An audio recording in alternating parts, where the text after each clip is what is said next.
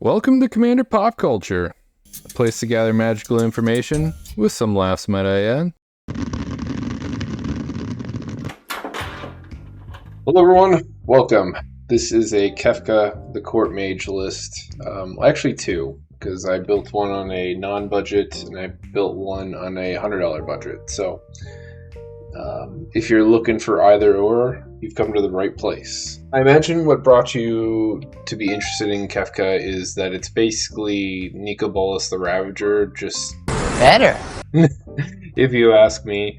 The reason being is he triggers on attacks too. I think it's fairly priced CMC wise. Nico Bolas is 4 mana, this is 5. You get a repeatable trigger. It makes sense. I think it's worth it. It's a control list. Everything you need to win the game is actually in your command zone. None of it matters? Wait a second. The reason being is control lists like grindy games, and Kefkha forces people to discard cards, and you draw per unique thing that your opponents discard. It's just a super powerful effect. The back part of the commander is a combo monster, which we'll get into later. Whenever an opponent loses life during your turn, you draw that many cards. So keep that in mind. But the only time we want to flip him over is we draw one of our combo pieces, or we run out of cards because our opponents have no cards to discard anymore. It's a lot of rules. Two rules, too. This list has a lot of mana rocks in it. The reason being is because our commander is so integral for us to win. When people try to kill our commander, it's a complete waste of time. It's just a brutal, grindy game for your opponents to sit through. I live in a world where you have everything and I have nothing. You won't be closing out games until you get the combo piece that wins you the game. But it could happen pretty quick for how many cards you see. This list kind of reminds me of a friend I have.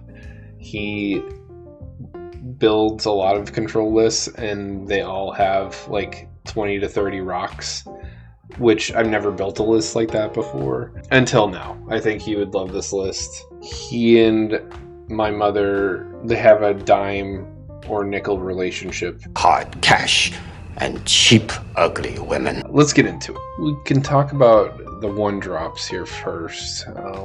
Mostly just removal.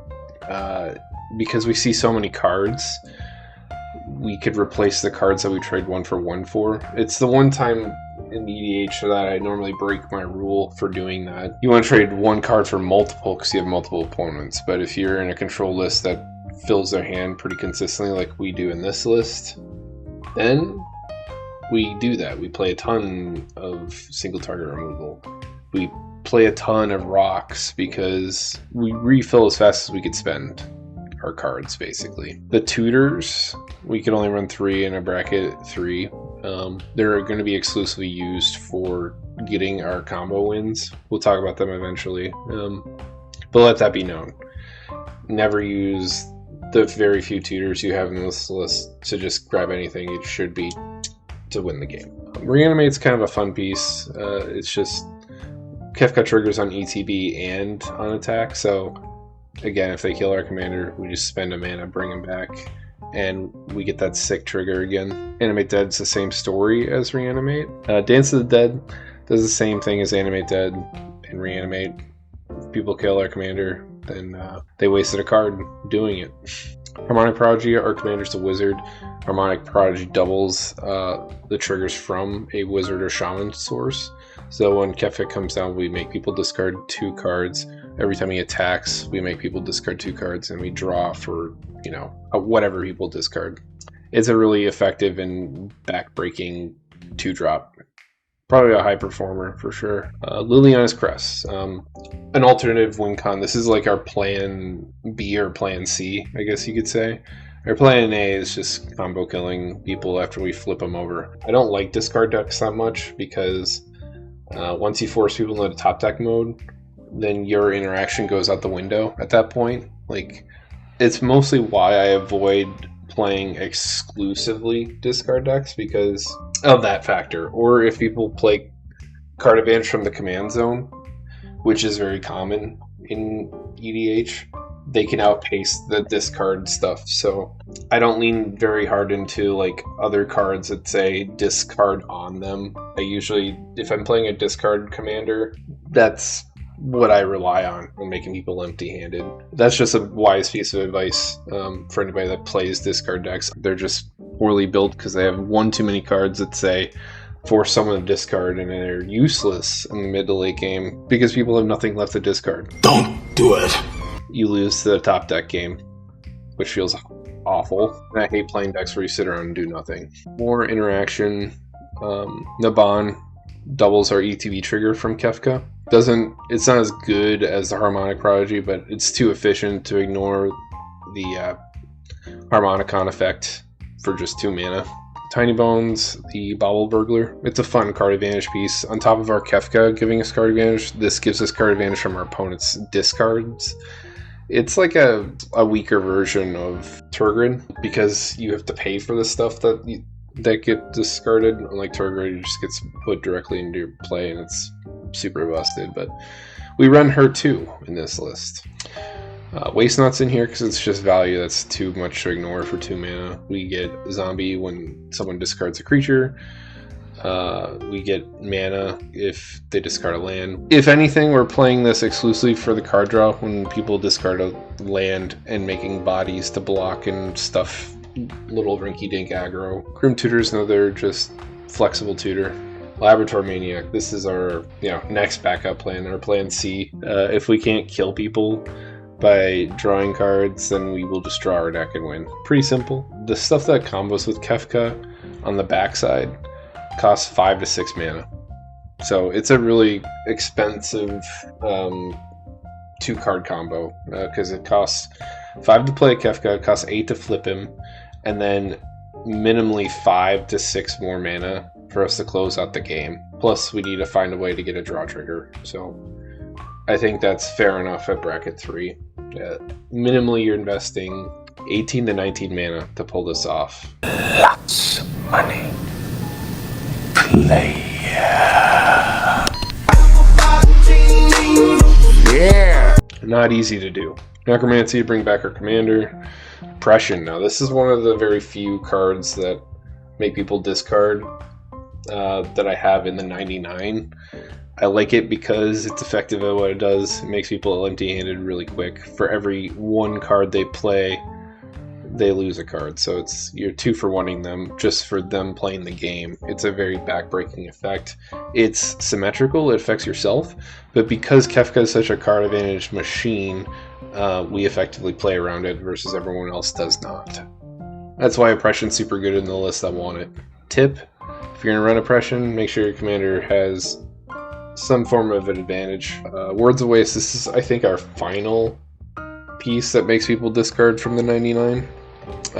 Super good because Kefka is a draw trigger. We could sink 1 colorless into this and replace the draw effect with another discard effect. So potentially, if we see 2 to 3 cards, we could spend 2 to 3 mana and make people discard whatever remains. And then we will have a full grip of cards. Well, You get nothing! oddly enough, I feel like discarding is a powerful effect depending on the right list. This is one of those right lists where you get to just break people over your knee. But it's almost just as effective as like blowing up people's lands in terms of forcing people in a state where there's nothing for them to do. I like it. I love when I get to play Magic and my opponents do not. It's my favorite way to play. I don't get to exercise that often because most of Commander is a casual format and people get pissed. I mean, everyone sits down to win the game.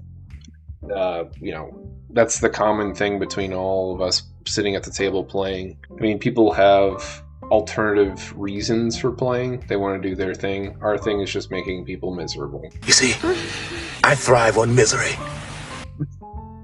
Displacer Kitten's a nice flicker ability. Whenever we cast a non-creature spell, which is majority of our list, we have 16 creatures, so everything else causes Displacer Kitten to trigger, and we'll target Kefka every single time. Guess Grimoire is another one of those cards where it fits in niche decks. That's why it's as affordable as it is. Whenever an opponent discards, we draw a card. So when Kefka hits, we draw off of his trigger, and then we draw on top of that, for everything that gets discarded. So minimally, we'll see 3 cards from Kefkha or more, and then we see more from Kefkha. Jace Wielder Mystery says, no, it's in Japanese, but it's the one that gives a static ability if you were to draw a card. We have no cards in library, you win the game. So it's another Lab Man effect. Roaming Throne, we will choose Wizard, and that's so we get double our Kefkha triggers. I wonder if he's a wizard on the backside. Yeah, he is. So even if you flip him over and you have Roaming Throne out, it'll trigger on that side too. Also, Deep Dwelling, Flicker Commander, and End Step. And it could be an annoying little god, because we could tap creatures down with our excess mana. It's a mana sink. We will have a ton of mana always with all 24 rocks we have, so if we don't want to be flipping Kefkha over, we could be just tapping down the big scary things that could come our way. Contrast Clause is another effect that flickers at an end step. Dark Petition, this is our third and final tutor. I like it because it has Spell Mastery. If we have 3 or more instants or sorceries in our graveyard, we get 3 mana back to use for whatever spell we tutor for. We're definitely going to use that to get our combo piece, and it makes this spell a lot more efficient. It's like you're paying 2 mana, like a demonic tutor. It just has a higher ceiling of original cost. It's kind of weird, but it's effective. Psychosis Scrawler. This is one of our combo finishers. So when our commander's on the backside, we draw whenever someone loses life during our turn. Psychosis Crawler says the inverse. So whenever we draw, each opponent loses life, and it causes this infinite feedback loop. It doesn't target, so we just have to make sure that the highest life total is less than the number of cards that are left in our library. That can be dangerous. It'll probably annoy your opponents to like count how many cards are left in your library. It might be faster to count permanents in play, cards in hand, and what's in your graveyard, and then you could minus that from 99 and do the math that way. If you want some pro advice, it's much faster than picking up the whole deck and counting each card individually. He's a genius. Turgid, we already mentioned him or her. When people discard, we steal that card and put it into play under our control. It's a back-breaking card. It's a game changer for a reason. Deadeye Navigator, flicker our commander as many times as we have mana. It's a nice sync. Niv Mizzet is our other combo piece.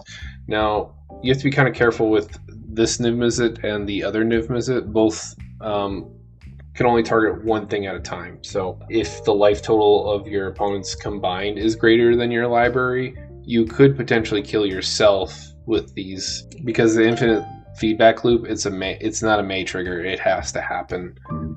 These could be dead cards in your hand, depending on the situation. You'll have to hold on to these until you get your Laboratory Maniac effects. Shtola is the new end step flicker kind of thing. Oh, it gives you 2 end steps, so you can flicker something twice. Really fun. Go to the budget version, $100. It's got a lot of cool stuff in it. So, I mean, if you like any of these kind of archetypes, it's kind of jammed into one deck here. All right, let's talk about the unique stuff in this list. I leaned a little more into the damage when we force people to discard kind of triggers. It's just affordable and effective, so we lean more into plan B or C or whatever I labeled it as. A little bit harder, a lot more board wipes. We become a little bit less efficient. So I'm kind of curious if this is like better in terms of control, because I trade 1 for a lot of cards. I have a lot of board wipes in this list, way more than the previous list. I think I've doubled that. So if you like keeping the board empty, this will drive people nuts. We make big mana, so we want things like Exsanguinate in here. Same with Black Sun Zenith. This is a board wipe. That's an X spell. It gets shuffled back in. Cut the Ribbons. This is one of my favorite pet cards. It's a win condition and a removal piece. Jai's Immoling Inferno. This is to finish people off, hopefully. Or if there's 3 obnoxious targets that need to go, use this. With more hasty stuff, like Lava Spur Boots. This lets us get 2 triggers in one turn. We get one on ETB and we attack the same turn. Just attack the weakest, most vulnerable player so you guarantee that your Kefka doesn't die. You shouldn't feel bad for doing that. You want the triggers so you can refill your hand. Being bad feels pretty good. And you'll need it because you'll be just a mana dumping monster with as many rocks as you have. Raider's Wake, this is another one of those Plan C cards. Whenever an opponent discards, they lose 2 life. Same with Magrum.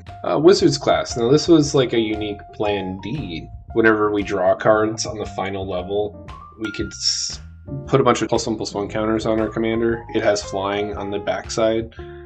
If you didn't know, when you transform something, the card never leaves play. So if you put the counters on Kefka first and then flip them over, the counters remain, and then you have a flying, probably lethal attacker for commander damage. And I leaned into that with Wizard class. Same with Prosthetic Memory. Does the same thing. We throw counters on something based on extra cards we draw. We'll target our commander every time. Archmage Ascension, though, this is a fun tutor card. I wanted something cheap, and it seems pretty easy to draw the cards and get the counters on here.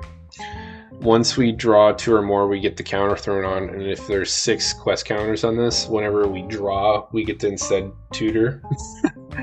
It's probably unnecessary, but I thought it'd be fun to try. And that brings us to the end of the list. I hope you all enjoyed. If you go to my channel, if you're new, I'm going to be building and playing 8 lists from Final Fantasy before the 10th. I got kind of complacent and, I don't know, lazy. So I'm really far behind. I basically got to pump out 4 deck tech videos before the 10th. The plan is I was going to do a streaming marathon and play all 8 of these 8 days in a row, or just 1 per day for 8 days straight. For those of you who like watching live Magic, I do that too. I not only make recommendations to people, I walk the talk, if that makes sense. And I got plenty of gameplay stuff and other techs. If you had missed them, feel free to check them out. Have a great day. Bye.